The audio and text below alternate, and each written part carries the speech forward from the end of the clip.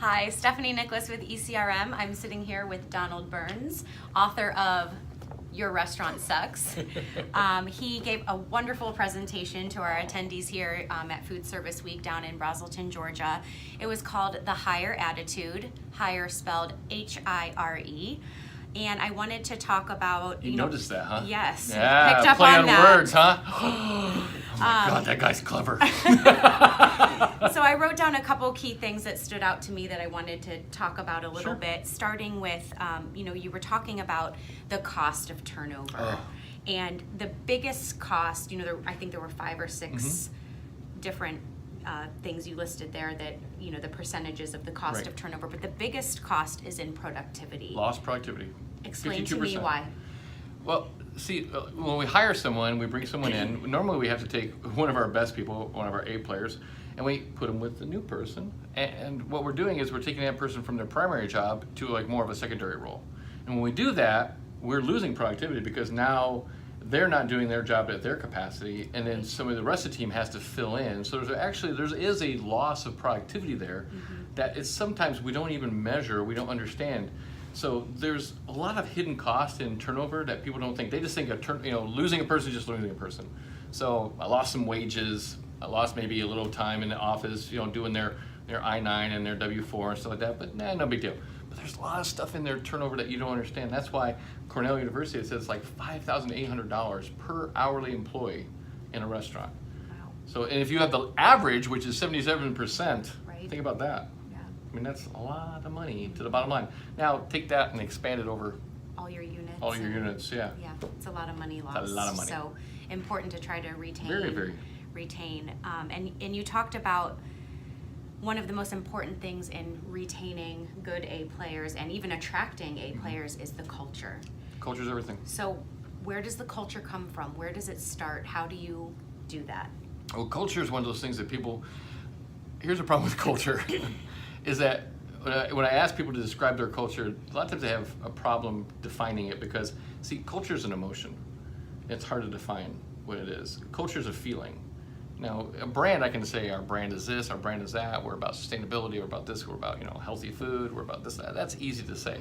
But your culture is really not just how you feel, it's how your staff feels, how your team feels about your place. And that's really what culture is. And it actually is a beacon because like does attract like, water seeks its own level. The biggest thing with people when they go astray with the culture is they don't understand the basic foundation, which is core values. You gotta know without hesitation who you are and what you stand for. And you have to be able to live those too. Because your words tell me one thing, but your actions tell me what you really do. Right. Because it's so easy to say, oh yeah, I'm all about integrity, I'm all about punctuality, but If you're taking shortcuts and showing Taking up late, shortcuts, then you're right. showing everybody else that that's okay.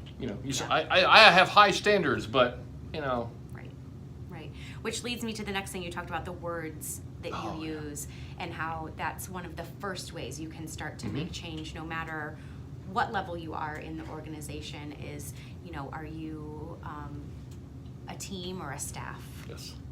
Do you have It's a huge. leader or a manager? Right. I hate manager, by the way. And about, the 2 words, no problem. If somebody thanks you for something, No problem.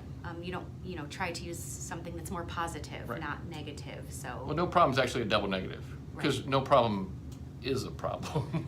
right. So like, how many times you've been like at a restaurant and like, can I get some more bread? No problem. And you're like, wait a minute, is it a problem getting more Right. bread? Of course you can have more Yeah, bread. Of course, Yeah. right. Or my pleasure. Yes, Yeah, absolutely. Of course. Good. Yeah. And then one of the other things that really stuck out to me, and a lot of what you said, I work for ECRM, we don't run restaurants, but it was very relevant to anyone who has a business, anyone that has a team of people, anyone who's trying to create a culture to retain top talent. You talked about training versus learning. Yes. Because I think a lot of organizations do a really great job training. You have a training period, but then it kind of trickles off or it Right. stops. Right. So how do you keep the learning ongoing? How do you... Well, think of training just like at the gym. You go to the gym? Yes. Right. And have you ever like worked out for a while and all of a sudden what happens? You plateau, right? Right. And then either 2 things happen. You either get a trainer and you take it to the next level, or you get kind of like really bummed out, and Yeah, you basically stop you going. quit. You quit, Yeah, right? yeah. Same thing with restaurants or any kind of organization.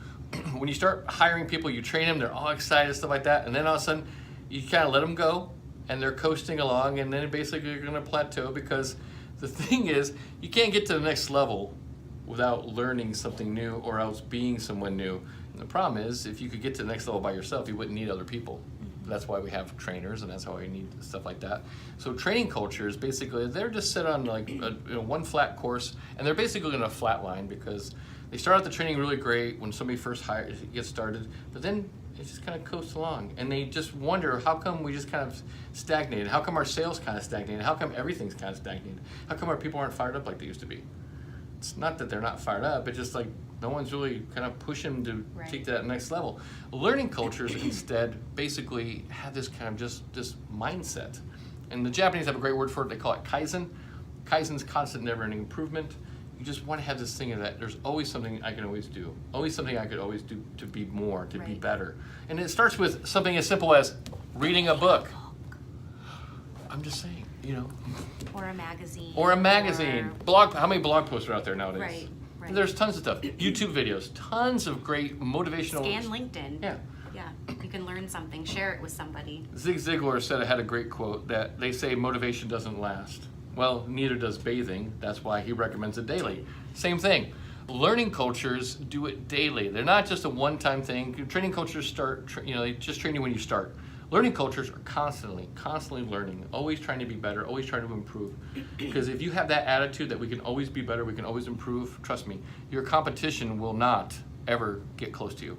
You want to have kind of the mindset, and this is a challenge I put to all of you, you want to have the mindset where you promise yourself you will out-train any other restaurant in your market. If you have that attitude, you don't have to worry about it. Great. And also the two most important words. Thank you. Thank you. Thank you. Yeah.